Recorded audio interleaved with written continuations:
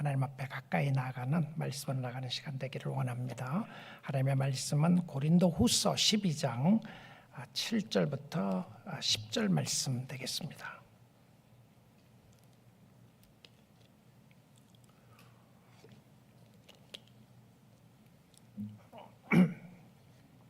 하나님의 말씀을 봉독해 드립니다. 여러 계시를 받은 것이 지극히 크므로 너무 자만하지 않게 하시려고 내 육체의 가시 곧 사탄의 사자를 주셨으니 이는 나를 쳐서 너무 자만하지 않게 하려 하심이라. 이것이 내게서 떠나가게 하기 위하여 내가 3번 주께 간구하였더니 나에게 이르시기를 내 은혜가 네게 족하도다. 이는 내 능력이 약한 데서 온전하여 짐이라 하신지라. 그러므로 도리어 크게 기뻐함으로 나의 여러 약한 것들에 대하여 자랑하리니 이는 그리스도의 능력이 내게 머물게 하려 함이라.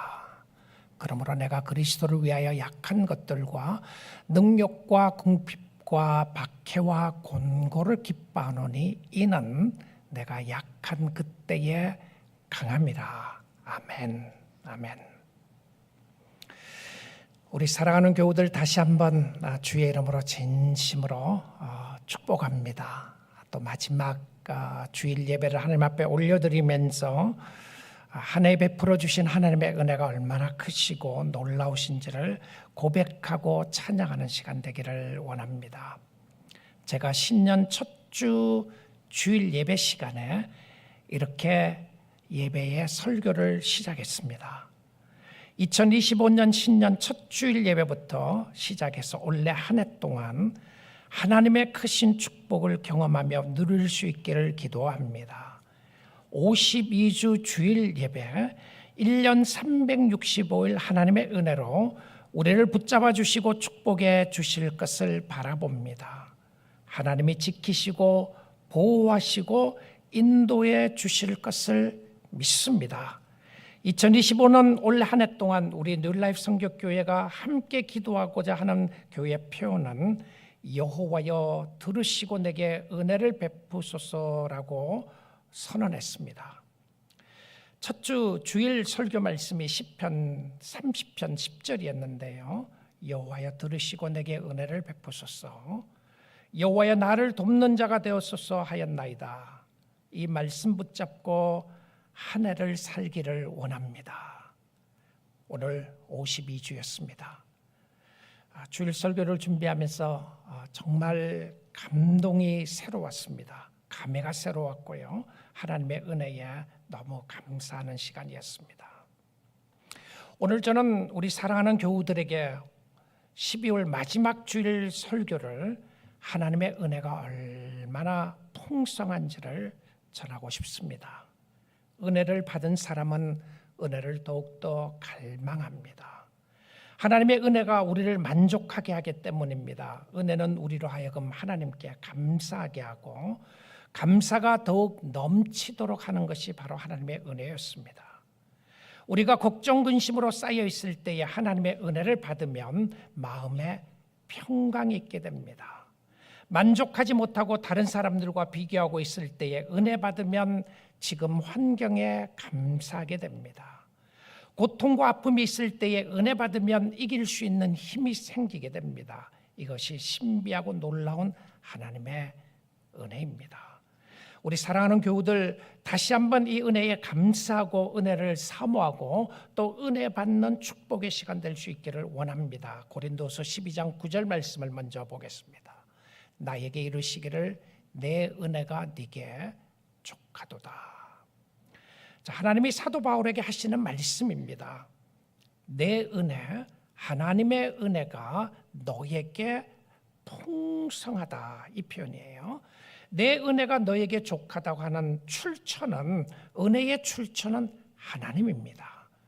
우리 세상적으로 부모의 은혜도 이야기를 하고 친구의 은혜도 이야기하고 세상적으로 살아나가는 동안 내가 구하지 않았음에도 불구하고 나에게 받았던 것을 은혜라고 하는 단어를 쓰게 됩니다. 그런데 성경이 쓰고 있는 이 은혜라고 하는 단어는 하나님께로부터만 올 수 있는 은혜였습니다.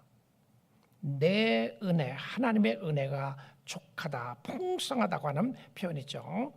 그래서 은혜는 가족이 주는 것이 아닙니다. 은혜는 친구가 주는 것도 아닙니다. 이 은혜는 세상이 주는 것이 아니었습니다. 이 은혜는 물질이 주는 것도 아니었고요. 풍족한 은혜는 하나님이 주시는 은혜라는 사실입니다. 하나님이 우리에게 가장 주신 큰 은혜가 무엇이죠? 구원이죠.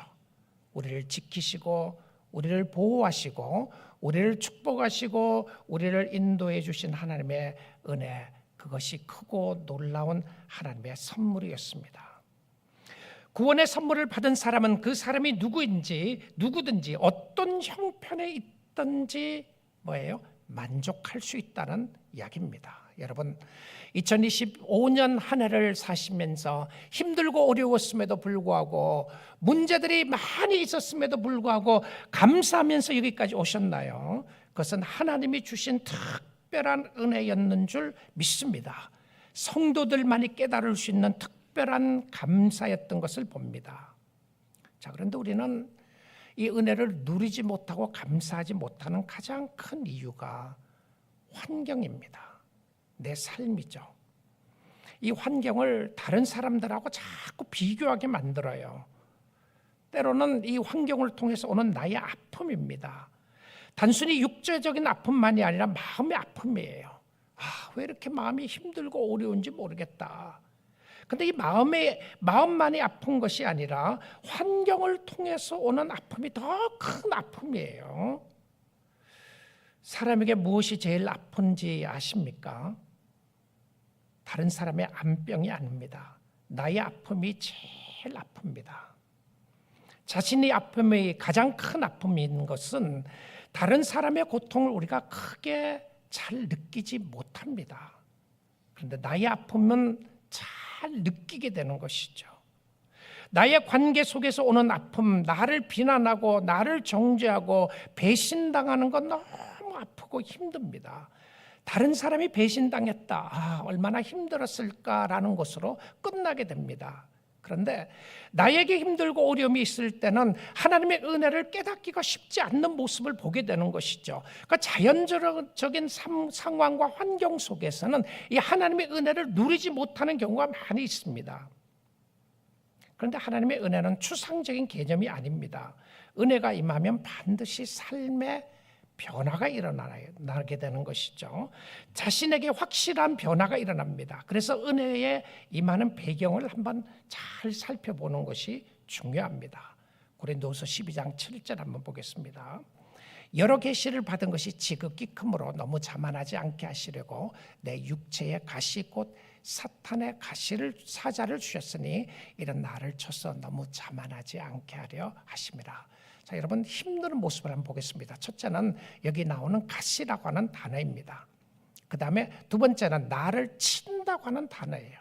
얼마나 어렵고 힘들다는 표현이겠어요.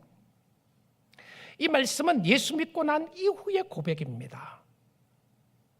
예수 믿지 않는 사람들에게만이 아니고 실질적으로 예수 믿는 사람과 안 믿는 사람들의 차이가 뭔지 압니까? 예수 믿는 사람들에게는 고통이 없고 아픔이 없고 어려움이 없고 예수 안 믿는 사람들에게는 늘 고통과 아픔이 있다. 그게 차이가 아닙니다. 어떤 의미에서는 예수 믿는 사람이나 믿지 않는 사람들에게 똑같은 어려움이 있을 수도 있습니다. 근데 차이가 뭐죠? 우리는 이 문제를 어떻게 해결해야 하는지를 아는 사람들입니다. 예수 믿는 사람들은 죄를 안 짓는 사람들이 아닙니다. 예수 믿는 사람은 죄를 지었을 때 그 죄를 어떻게 해결할 줄을 아는 사람인 것이죠.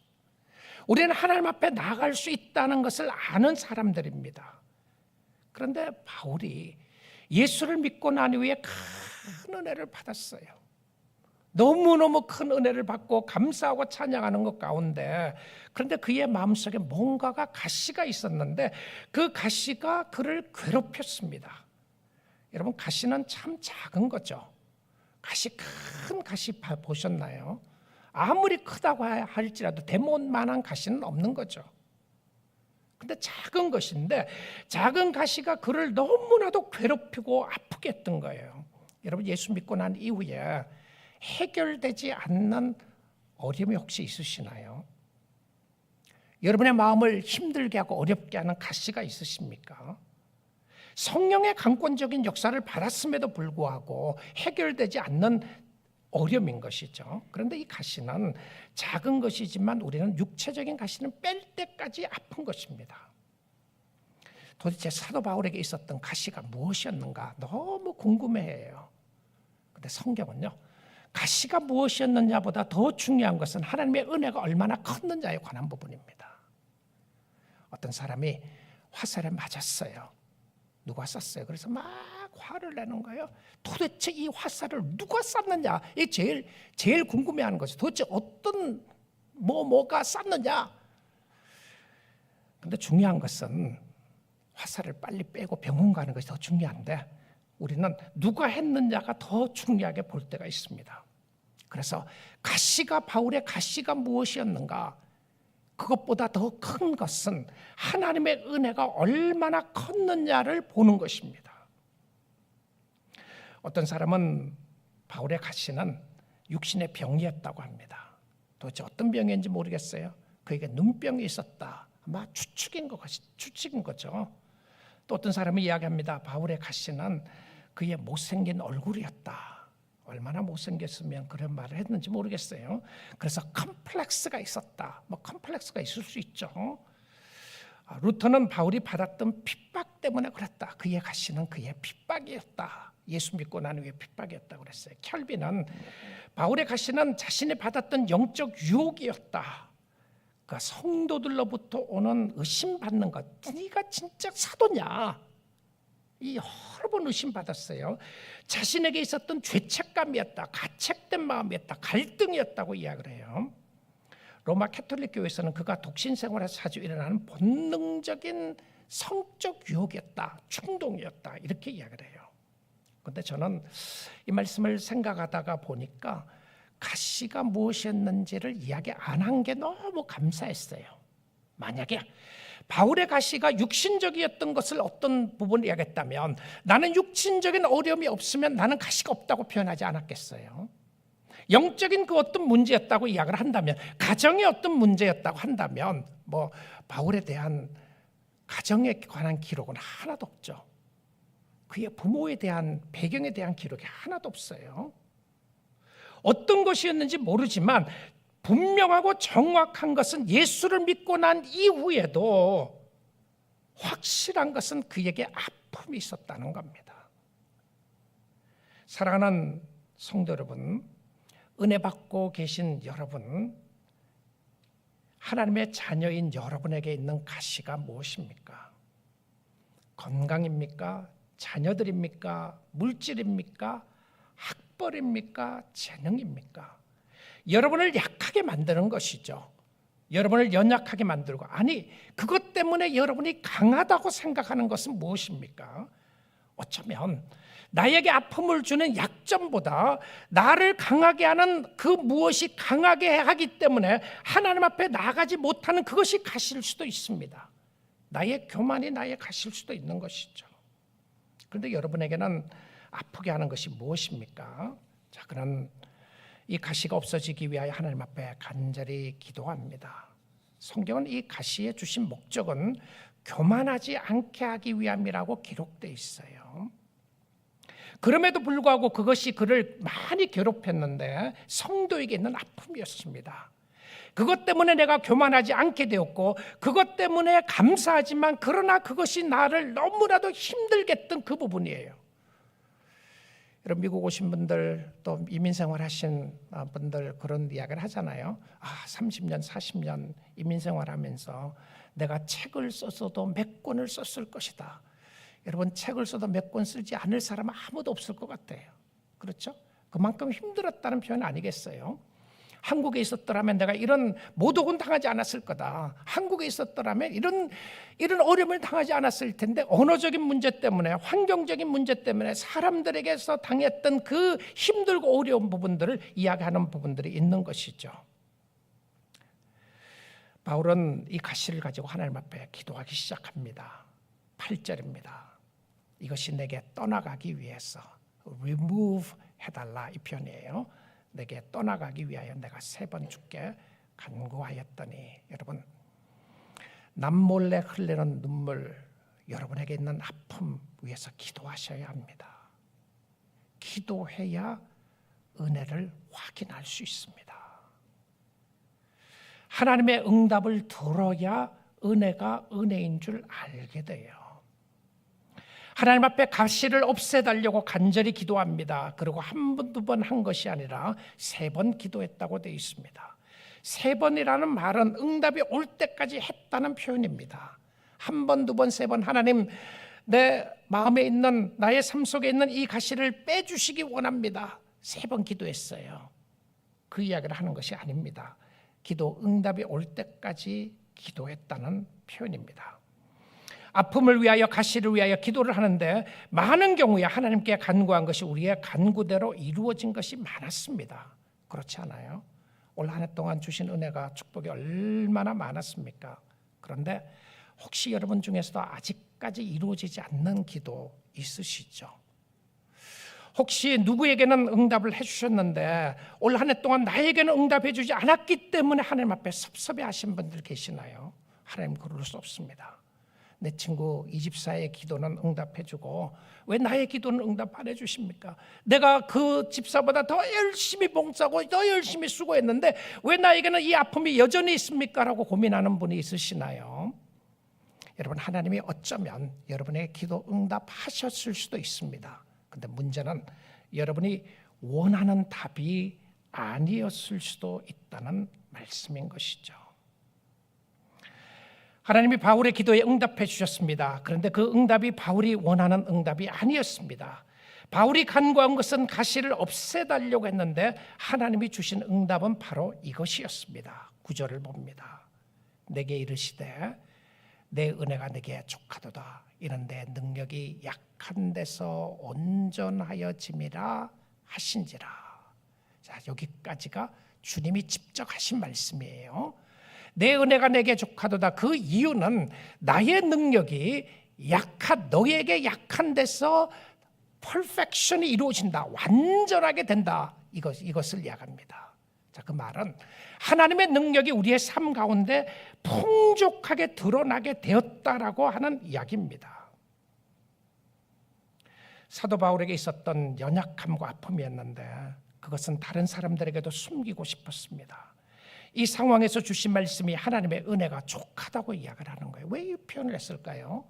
기도를 응답해 주겠다든지 안 해주겠다든지 딴 이야기를 하실 수도 있었을 텐데 하나님께서 주신 표현은 내가 너에게 주는 은혜는 풍족한 은혜이다. 여러분 생각해 보십시오. 하나님이 우리에게 있는 가시가 무엇인가를 아이덴티파이 하는 것이 중요할 수 있습니다. 그런데 그것보다 더 중요한 것은 여러분의 삶 속에서 하나님의 능력이 나타나는 부분이 있는가 이걸 보십시오. 나의 연약함 때문에 나의 아픔 때문에 하나님 앞에 더 나갈 수 있는가? 하나님을 더 갈망하고 찾고 있는 것인가? 그렇다면 여러분 하나님의 은혜에 만족할 수가 있다는 것입니다. 그런데 또 다른 문제는 하나님의 은혜가 별로 은혜 같지 않다는 것이 문제입니다. 우리는 영적인 일에 있어서 별로 감싸지 않고 있는 것이 문제인 거죠. 바울은 자기 몸에 가시가 있었습니다. 너무나도 자주 매일 그 순간 그를 아프게 했습니다. 그래서 하나님 앞에 간구하는 것은 하나님 좀 빼주시면 좋겠습니다. 이 문제 좀 해결해 주시면 좋겠습니다라고 기도했어요.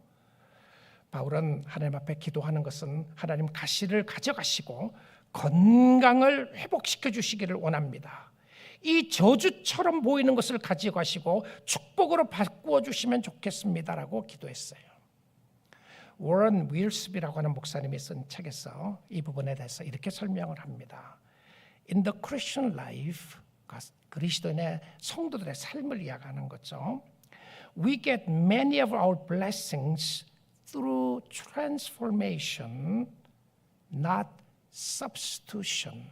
substitution은 바꿔달라는 거잖아요. 그런데 많은 경우에 우리가 하나님께서 우리에게 주시는 축복은 나에게 뭔가를 가지고 가고 새로운 것을 주는 것보다 나의 삶을 변화시키는 것이다 라고 이야기했어요. 너무 귀한 고백이죠. 트랜스포메이션. 무엇을 이야기합니까? 어떤 경우에 보게 되면 하나님이 그냥 두실 때가 있어요. 건강 그냥 힘들고 어려울 때에 빨리 회복되지 않을 때가 있고요. 어떤 사람들은 오랫동안 가난하게 사는 사람들도 있어요. 어떤 사람은 그 문제 때문에 오랫동안 기도하는데 해결되지 않는 부분들이 있어요. 그럼에도 불구하고 그의 연약함과 약함이 세상적으로 볼 때는 힘들고 어렵다고 생각했는데 하나님의 은혜가 임하고 난 이후부터는 그의 심령 속에 하나님이 주신 놀라운 축복과 하나님의 은혜에 감사하며 찬양하는 모습이 있었다는 거죠. 하나님, 나 이거 싫으니까 이거 가지고 가시고 다른 거 주시면 좋겠습니다. 저 사람은 아닙니다. 저 사람은 나에게서 옮겨주시고 다른 사람 주시면 좋겠습니다. 근데 하나님이 그 사람을 그냥 두실 때가 있어요.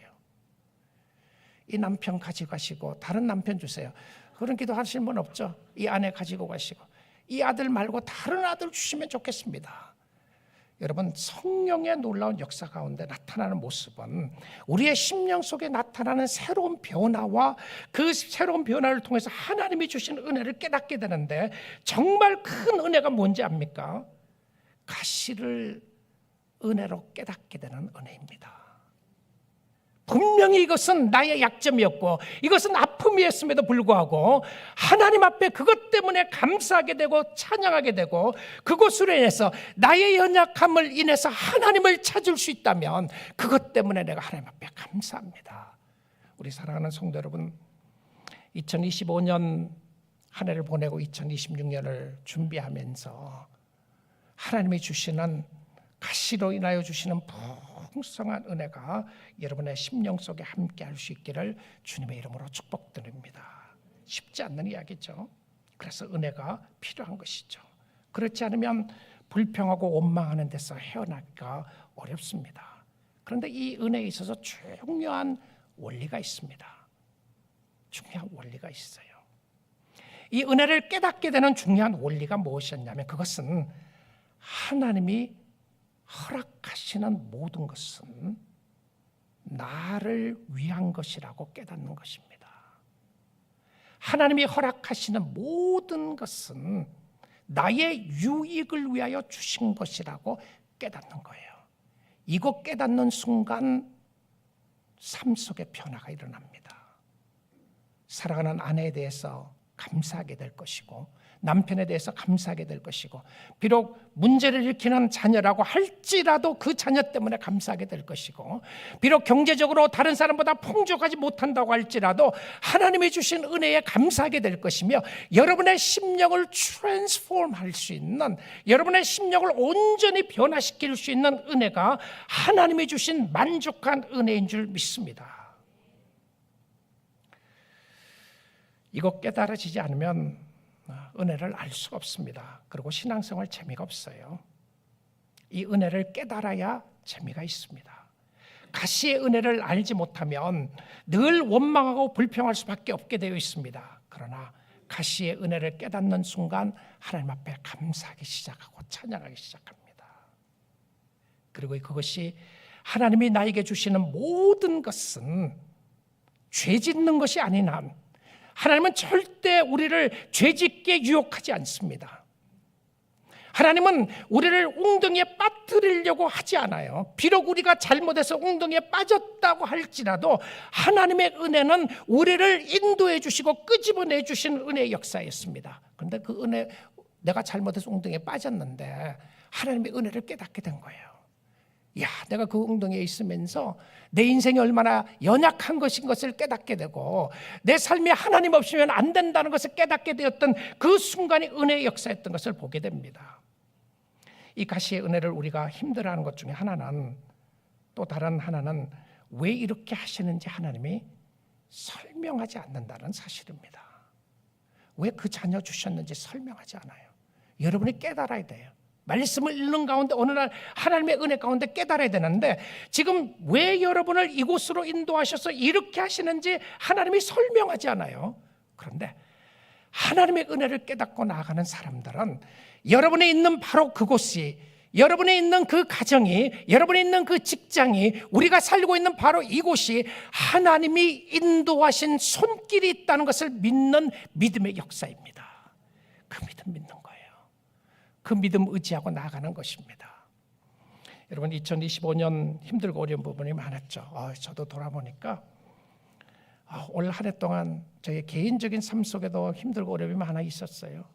2월 달에 저희 아버님이 소천하시고 돌아가시고, 8월 달에 저희 장모님이 돌아가시고, 10월 달에 저희 아들 결혼했었고, 그건 좋은 거죠. 3가지나 메이저한 일들이 있었어요. 그리고 또 돌아보니까 캄보디아에 성전 교회 입당 감사 예배 드리고, 또 캄보디아 신학교를 시작하게 해주시고, 너무 많은 것을 주셨어요. 그럼에도 불구하고 때론 순간순간 힘들고 어려웠던 것들이 있었습니다. 여러분도 그렇지죠? 아무리 좋은 일들이 많이 있었다고 할지라도 돌아보면 힘들고 어려웠던 순간이 있었는데, 그때마다 느꼈던 것은 무엇이었냐면, 만약 하나님이 아니었더라면, 하나님이 나를 돕지 않았더라면 어땠을까? 내가 여기까지 올 수 있었을까? 이게 은혜입니다. 이것이 축복인 것이고요. 하나님은 설명하지 않습니다. 그런데 믿으라고 그래요.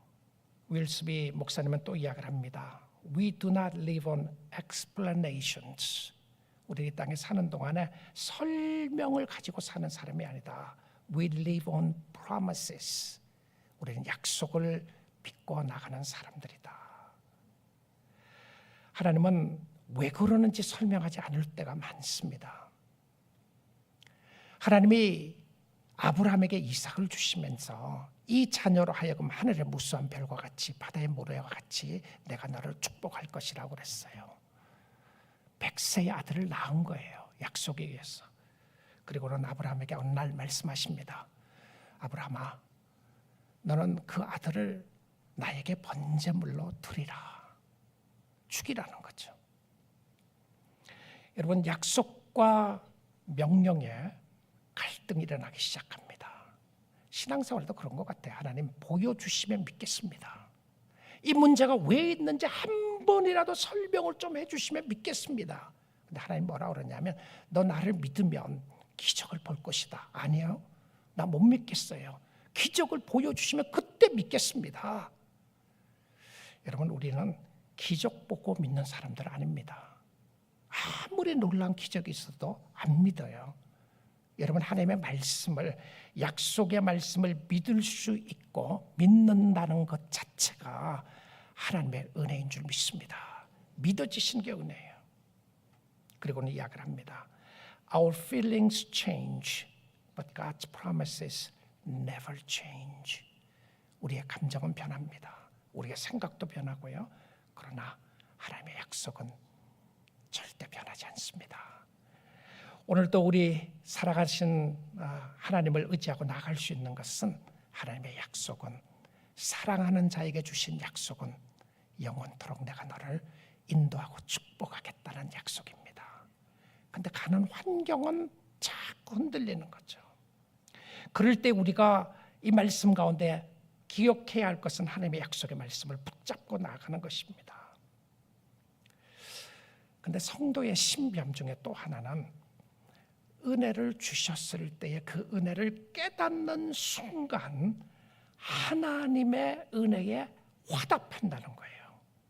그러니까 은혜 주셨던 하나님의 말씀이 세상적으로는 안 믿어지는데, 그러니까 바울의 기도 속에서 하나님 이 가시를 빼주시고 은혜 주시기를 원합니다라고 기도했는데, 하나님은 그냥 놔두신 거죠. 그리고 내가 너에게 주는 은혜가 너무 크다, 그 말 한마디를 들은 거예요.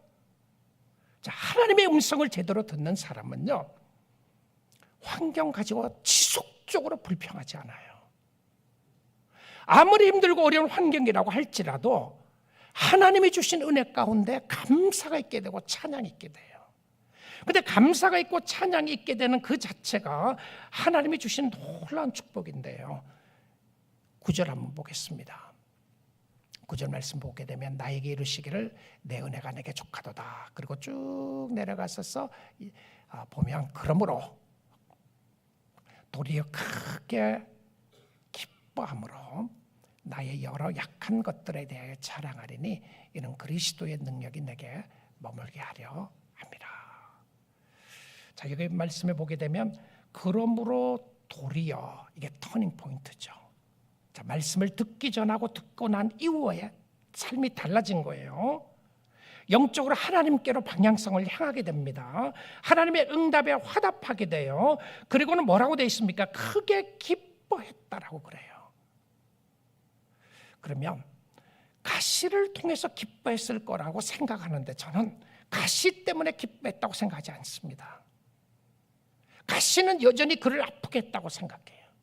여러분, 이 땅에 살아나가는 동안에 핍박당하고 어려움을 당하는데 그것이 기쁨이라고 생각하는 사람들은 없습니다. 성도도 그게 아니에요. 핍박당하는데 기쁘다, 그게 아니고요. 핍박을 당함에도 불구하고 하나님이 주신 은혜가 너무 크기 때문에 바울의 이 표현 속에 나타나는 이 기뻐했다고 하는 의미는, 그의 신비는 하나님의 은혜에 대한 기쁨이었습니다.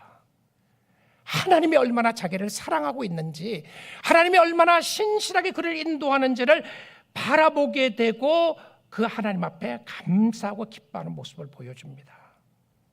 가시는 있는데 하나님의 뜻을 깨닫게 된 것이죠. 그 이유는 하나님의 능력이 그에게 나타나는 것을 알았기 때문에 그렇습니다. 하나님이 왜 우리를 연약한 위치에 그냥 두시느냐 하면 그 연약한 위치 속에서 하나님의 은혜를 체험하라고 두시는 거죠. 이것이 은혜가 되는 것은 성도가 누리고 있는 축복입니다. 그리고는 10절 본문 보겠습니다. 이 본문을 보게 되면 그에게 있었던 가시가 사실은 우리가 추측할 필요가 없었어요.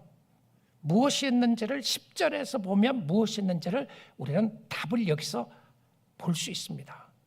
자, 10절 보겠습니다.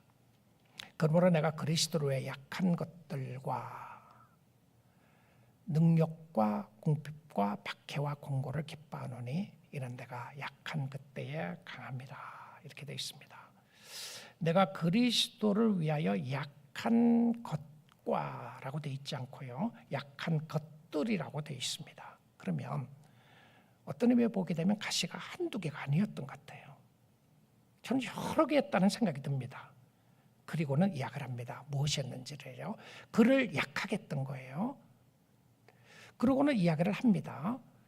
약한 것들이 무엇인가를 지적해내면서 이야기를 하는데 첫 번째 나오는 단어가 능욕입니다. 이 능욕이 뭐죠? 능욕이라는 단어는 남을 업신여겨 욕보이는 모습이다라고 이렇게 해석을 했어요.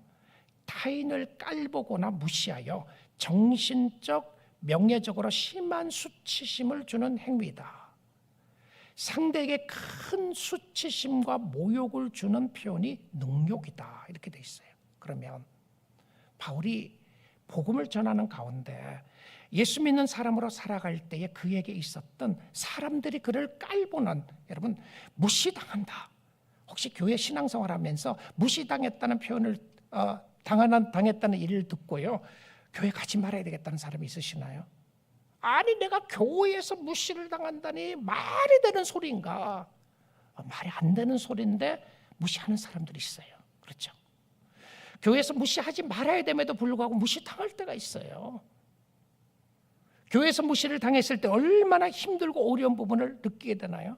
여러분, 회사에서 무시당할 때 있지 않습니까? 직장에서 일하는 가운데 다른 사람을 통해서 무시당하는, 능욕당하는 모습을 이야기합니다. 그리고 궁핍, 배고픔과 박해를 이야기하고 있고요. 곤고가 뭐죠? 괴로움과 괴로울 곤에 괴로울 고이다, 이렇게 돼 있더라고요. 괴로울 곤과 괴로울 고다, 곤고가. 그러면 몹시 힘들고 고통스러운 상태를 이야기합니다. 언제요? 예수 믿고 난 이후에. 아니, 예수 믿고 난 이후에 다 기쁘고 행복하고 감사해야 되지 않나요?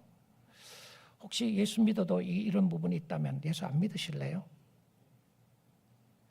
우리가 이 땅에 살아나가는 동안에는요, 성도의 삶이 무엇인지를 분명히 알아야 됩니다. absence of problem이 아닙니다. 성도의 성도됨은 문제가 없고 어려움이 없고 고통이 없고 한숨이 없고 아무런 문제가 없는 것이 성도의 형통한 삶이 아니었어요. 성도의 성도됨은 하나님의 은혜가 얼마나 크신지를 깨닫고 하나님을 높이는 것이 성도인 줄 믿습니다. 그러기에 우리 사랑하는 성도 여러분, 여러분이 있는 그곳에서 하나님 앞에 감사하며 사십시오. 여러분의 가정을 인하여 감사하시고, 교회를 인하여 감사하시고, 여러분이 지금 있는 그 여러분을 약하게 하는 그 무엇이라고 할지라도, 아니 강하게 하는 그 무엇이라고 할지라도 그것을 인하여 하나님 앞에 감사할 수 있기를 원합니다. 하나님 앞에 기도하여 은혜를 체험할 수 있기를 원합니다. 성도는 신비한 능력을 가지고 있어요. 그것이 은혜입니다. 하나님의 은혜는 약할 때 강하게 하는 은혜이며 능력입니다. 성도들이 왜 약해질 때, 약할 때 강해지는지 아십니까? 그것은 하나님을 의지하기 때문에 그래요. 언제 의지하죠? 언제 의지하나요? 여러분이 약하다고 생각할 때 하나님을 의지합니다. 하나님, 나에게 도와주시지 않으면 내가 나아갈 수 없습니다라고 기도하는 사람은 약한 사람입니다. 그런데 기도하는 사람들이 영적으로 강한 사람이었어요. 하나님을 찾지 않는 사람들이 강한 사람들입니다. 세상적으로요. 그래서 하나님의 도움이 필요 없다고 생각합니다. 물질로, 돈으로 다 해결할 수 있다고 생각을 해요. 그런데 그 사람이 약한 사람들입니다. 왜냐하면 하나님을 찾지 않기 때문에 그래요. 우리가 영적으로 약할 때 우리는 디프레스 되게 되고 사망의 음침한 골짜기로 다니게 될 때가 있습니다. 그런데 사망의 음침한 골짜기 안에서 하나님의 음성을 듣는다면 그것은 강한 하나님의 역사였습니다. 우리는 편안한 삶을 추구하며 살아갑니다. 그런데 편안하지 않다고 할지라도 하나님이 나에게 주신 평강이 있을 때에 감사할 수 있게 되는 축복이 있는 것이죠. 예수님이 언제가 가장 강하셨습니까? 죽은 자를 살릴 때에 하나님의 능력이 나타났습니다. 어둠의 권세를 몰아낼 때가 언제였습니까? 십자가에 못 박혀 돌아가실 때였습니다. 인간의 죄를 없앤 때가 언제였습니까? 그의 가슴에 창이 들어올 때였습니다. 세상의 악의 권세를 물리칠 때가 언제였습니까? 그가 죽음으로 부활할 때였습니다. 그의 승리는 그의 죽음 이후에 오게 되었습니다. 그러기에 오늘 힘든 일이 있어도 앞으로 나아갈 수 있기를 원합니다. 주를 여전히 바라볼 수 있기를 원합니다. 사도 바울은 그의 가시가 그를 약하게 만든다고 생각했습니다. 그러나 그의 가시는 그를 강하게 만들었습니다. 약함으로 인하여 하나님을 의지하게 되었고, 그러므로 하나님의 능력을 체험하게 되었습니다. 그래서 감사할 수 있었습니다. 그 가시가 없었으면 예수 안 믿을 수 있었던 사람들이 있죠. 그 가시로 인하여 고통 때문에 한숨 쉬는 일이 있다고 할지라도 여러분을 강하게 만드시는 하나님의 능력의 역사를 의지하고 주를 바라볼 수 있기를 원합니다. 축원합니다. 이 은혜는 세상에 힘든 일이 있어도 다른 사람에게 베풀어주고 다른 사람에게 은혜를 주는 하나님의 신비의 은혜였습니다. 시편 112편 5절에서 7절 보겠습니다. 은혜를 베풀며 꿔주는 자는 잘 되나니 그 일을 정의로 행하리로다. 은혜를 베푸는 사람이 잘 된다, 이렇게 돼 있죠. 6절입니다. 그는 영원히 흔들리지 아니하며 의인은 영원히 기억되리로다. 흔들리지 않는 게 뭐라고요? 은혜 받고 은혜를 베풀고 사는 사람이었습니다. 7절입니다. 그런 흉한 소문을 두려워하지 아니하며 여호와를 의뢰하고 그의 마음을 굳게 정하였도다. 흉한 소문이 있을 수 있어요. 원래도 그랬죠. 신년 첫 새해부터 흉한 소문들이 세상에 많았어요. 전쟁의 소문도 끊이지 않고 고통과 아픔도 끊이지 않는 어려운 소식들이 많았습니다. 그런데 2026년 우리 사랑하는 교우들이 담대하게 앞으로 나갈 수 있는 은혜와 축복은 어떤 흉한 소문이 있다고 할지라도 두려워하지 않을 수 있는 것은 무엇 때문이라고요? 그런 소문은 절대 없기 때문이라고 돼 있지 않고 여호와를 의뢰하고 그의 마음을 굳게 정하였기 때문이라고 되어 있습니다. 저는 무척 기대가 돼요. 2026년도에도 하나님이 어떻게 인도하실까? 하나님이 어떻게 축복해 주실까? 또 어떤 어려움이 왔을 때 어떻게 내가 이겨낼 수 있을까? 여러분 기억하십시오. 여호와를 의뢰하고 그의 마음을 굳게 정하면 되는 것입니다. 굳게 정하는 것이죠.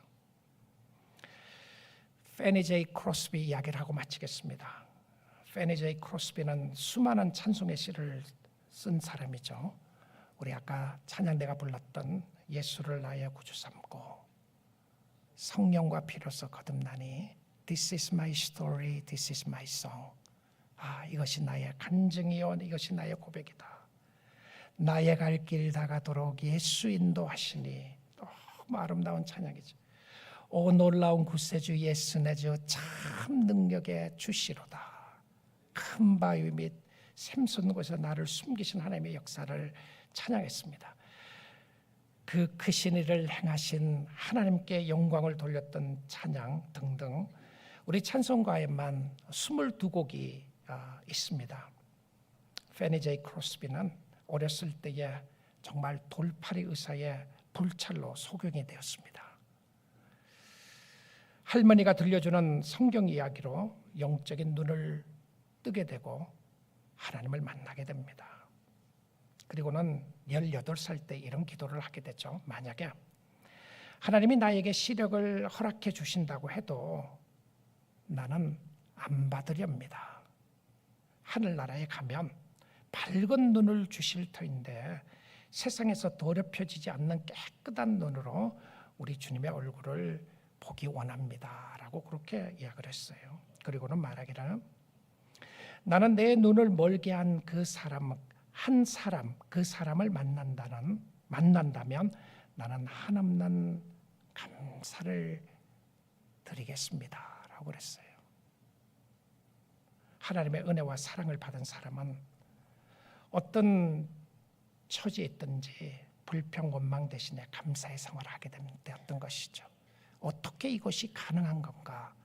페니 제이 크로스비에만 가능한 것이 아니고 하나님의 은혜에 만족한 은혜는 오늘 이 시간 저와 여러분에게도 가능한 하나님의 은혜인 줄 믿습니다. 내가 찬양할 수 없다고요. 내가 감사할 수 없다고요. 당신이 나와 같은 어려움이 있다면 하나님을 제대로 믿겠느냐? 혹시 그러게 말씀하시나요? 그렇기 때문에 주님 못 믿는 겁니다.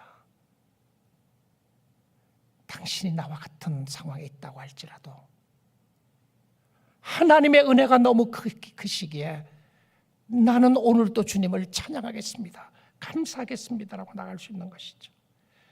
그리고는 마지막 한 구절을 읽어드리고 싶습니다. 페니 제이 크로스비 이야기입니다. 오 나는 얼마나 행복한 사람인가. Oh how happy I am. 이런 표현을 했어요. 내가 비록 세상을 볼 수는 없지만 나는 세상에서 만족하며 살기로 다짐하였다오. 자신의 헌신의 모습이 내가 이제는 이렇게 살지 않고 이렇게 살겠습니다. 다른 사람들이 누리지 못하는 행복을 나는 얼마나 많이 누리고 있는가. 다른 사람은 울기도 하고 울면서 기도하고 한숨도 짓지만 나는 그렇게 할 수도 없고 그렇게 하지도 않을 것이라오. 저는 이 페니 제이 크로스비의 헌신의 모습이 너무 아름다워요. 내가 하나님 앞에 어떻게 살겠다고 결단하는 모습이었습니다. 사랑하는 성도 여러분, 세상적인 나의 강함이 나를 강하게 하지 못합니다.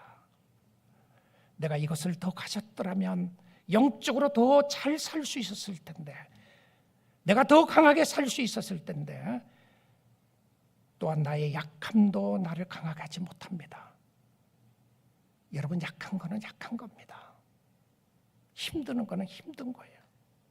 그런데 주를 의지함이 나를 강하게 만들었습니다. 주님의 앞에 나의 삶을 맡길 때에 강한 역사가 있었던 것을 보게 됩니다. 자신이 없으시나요? 외로움에서 허덕이고 있습니까? 자신이 무너질까 봐 두려움에서 쌓여 있습니까? 자신을 주관하지 못하기 때문에, 환경과 상황을 주관하지 못하기 때문에 어려워하고 있습니까? 하나님을 의지할 수 있는 시간입니다. 주를 의지하십시오. 강한 자는 전적으로 주님을 의지하는 사람인데, because he lives, I can face tomorrow. 그가 살아계시기에, 그가 계시기에 내가 오늘 내일도 나아갈 수 있는, 오늘을 살아갈 수 있는 힘은 그가 계시기에, 주님 여기 계시오니 내가 나아가리다. 주님 안에서 강한 자는 샘솟듯 하는 기쁨이 있는 사람이었습니다. 어려운 환경 속에 있을 수도 있습니다. 그럼에도 불구하고 하나님이 주시는 힘과 능력으로 살아가는 사람이었는데, 미워할 수밖에 없는 사람을 사랑할 수 있는 강함이 나타나게 된 것입니다. 이것이 하나님 안에서 자신을 발견할 때 올 때 오는 은혜였고 축복이었습니다. 주님이 살아계십니다. 주님이 여러분과 동행해 주실 줄 믿습니다. 그 주님을 의지하는 순간 놀라운 은혜를 체험하게 될 줄 믿습니다. 주님이 계시니까 나갈 수 있는 겁니다. 예수 안에 또 한 해를 바라보며 승리하는 저와 여러분 다 될 수 있기를 주님의 이름으로 축복합니다. 아멘. 우리 다 일어나셔서 기도하면 좋겠습니다.